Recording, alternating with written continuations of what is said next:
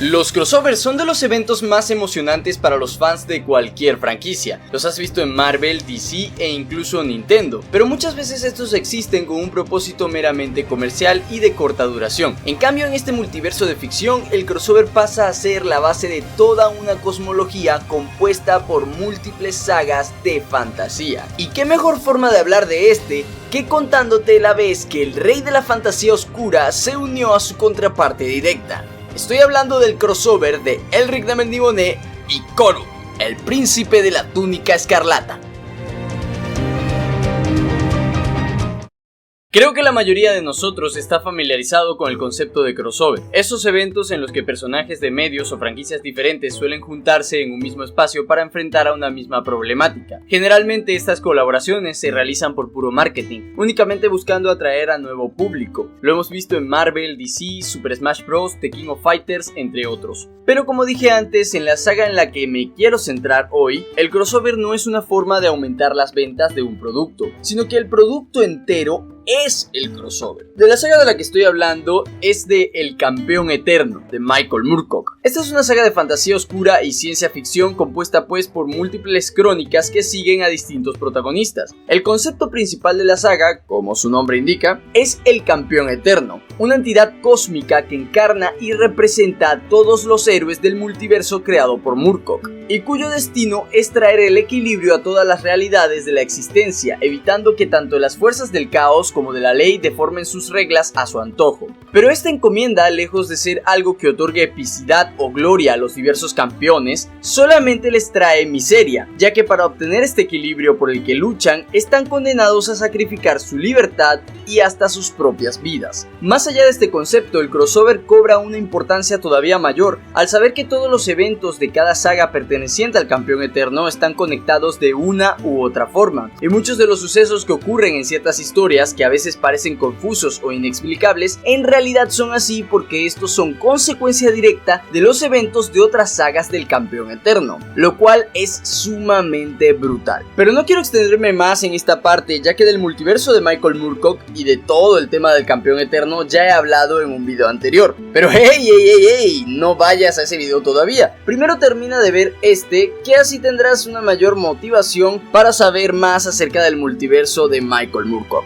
El caso es que las sagas más conocidas, si es que al nicho al que pertenece Moorcock se le puede llamar así, dentro de la saga del Campeón Eterno son la saga homónima, protagonizada por Erekos, Hawkmoon, y las dos que nos interesan para este video, Corhun, el príncipe de la túnica escarlata, y el emperador albino Elric de Melniboné. Pero, ¿por qué los presento con tanto ánimo? Seguramente tú ni siquiera sabrás quiénes son estos randoms, y para eso te los voy a presentar como es debido. Elric de Melniboné, como mencioné antes, es literalmente el padre de toda la fantasía oscura. Este personaje y sus crónicas inspiraron la creación de otros tantos tropos y personajes de la ficción actual, tales como Viego de League of Legends, Arthas Menethil de Warcraft y hasta Null de Marvel. Y es que la tragedia del príncipe albino marcó un antes y un después brutal en la forma de hacer historias que sirvió de inspiración para estos y muchos otros personajes más. Y todo esto lo logró a base de transformar los clichés de su época, convirtiéndose en la antítesis perfecta de las historias y protagonistas de aquel entonces, tomando lo que las hacía grandes y dándoles un giro de tuerca. Elric, al igual que los protagonistas del Señor de los Anillos, es un elegido, pero él no fue seleccionado para salvar al mundo, sino para destruirlo. Elric no es un guerrero fuerte e imparable como lo es Conan, es un hechicero, escuálido y enfermizo, que depende de entidades superiores de las que es esclavo para lograr sus objetivos. Por su parte, Corhun es el segundo personaje más conocido de este multiverso, y él es bastante particular,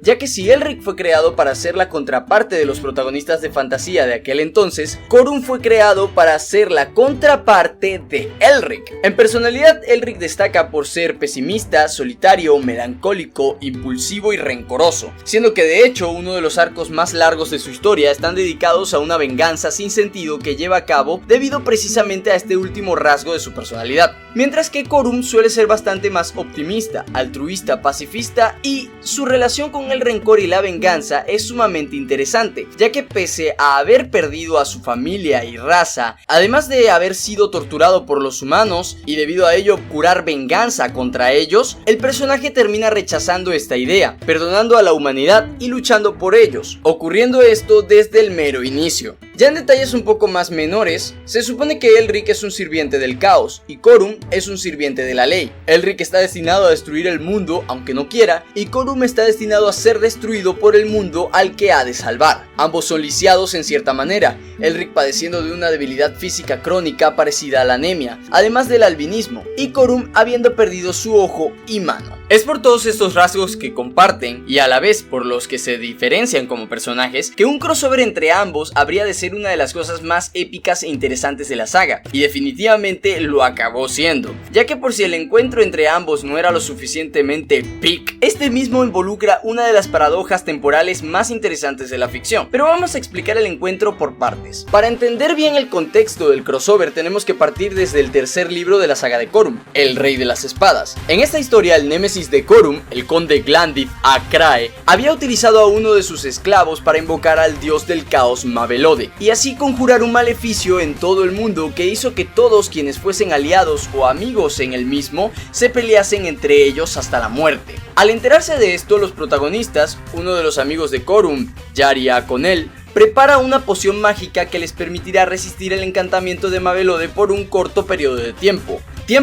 que el grupo aprovecharía para buscar una forma de detener al dios del caos.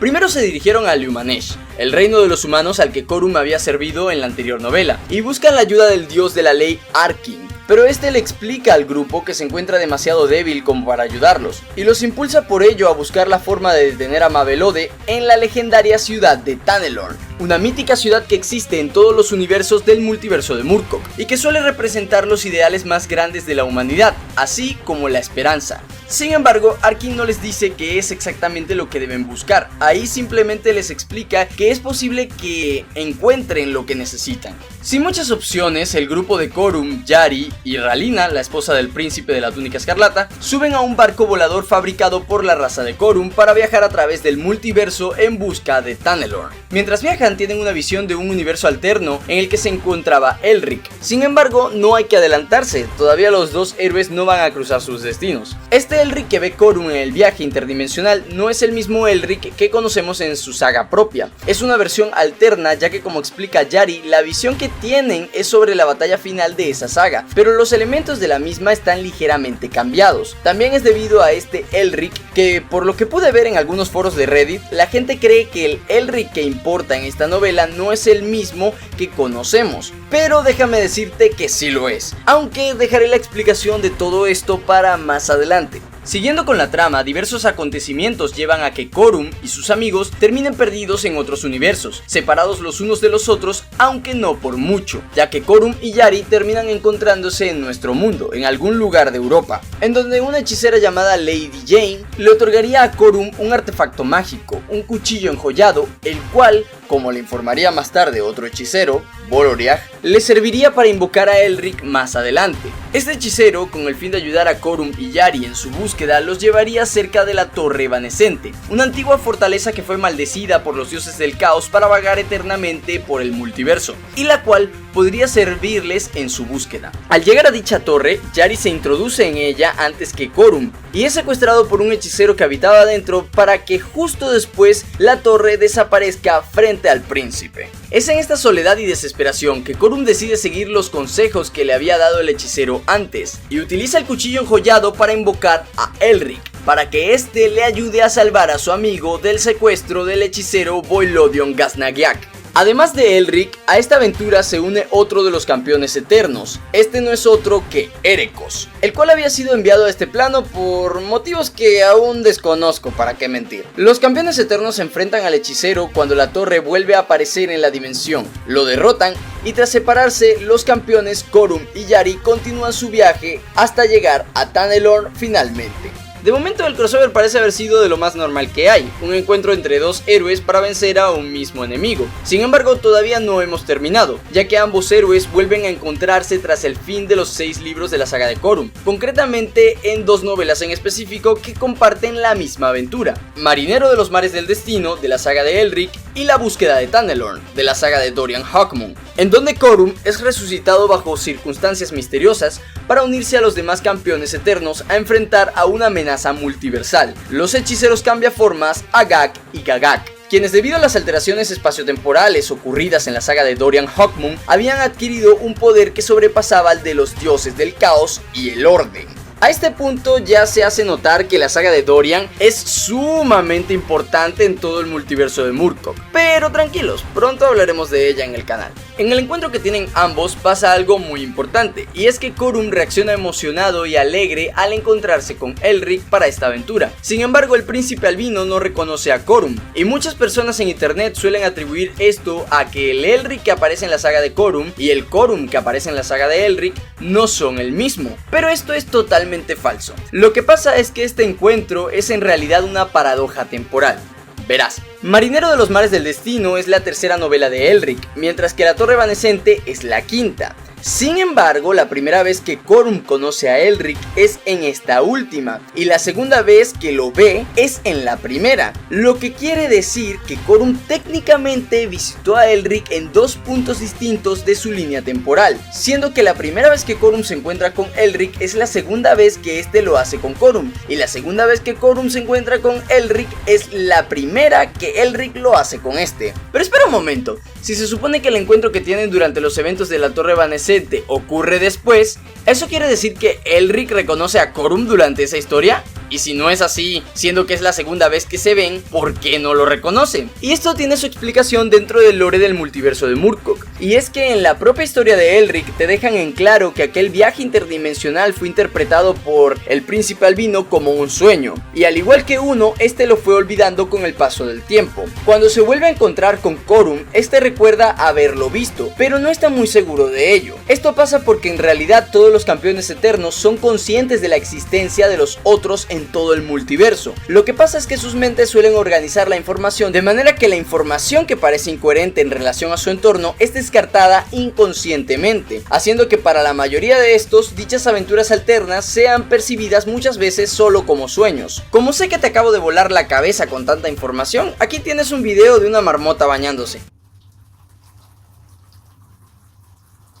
Como puedes ver, Michael Moorcock exprimió hasta el máximo lo que un crossover significa. Literalmente creó una paradoja temporal súper interesante en la que unió a 4 sagas distintas a través de 2 eventos que ocurren en todas y que están relacionados mediante la causa y efecto, ya que los eventos de la saga de Corum y Dorian repercuten tanto en el crossover como en las demás sagas del campeón eterno. Simplemente un trabajo de escritura brutal. Creo que esto es todo por el momento. Espero que les haya gustado el video y haya logrado despertar su curiosidad por este fabuloso multiverso de fantasía. Si quieres ver más videos acerca de las sagas del campeón eterno, no te olvides de dar like y suscribirte al canal. Antes de despedirnos definitivamente de la saga de Corum, subiré unos pocos shorts más para hablar de otros aspectos interesantes de su universo. Y luego les traeré la historia del siguiente campeón, el Duque de Khorne, Dorian Hawkmoon. Sin más que decir, yo soy Tamayo, esto es Tinta Seca y nos veremos en un próximo video. Hasta luego.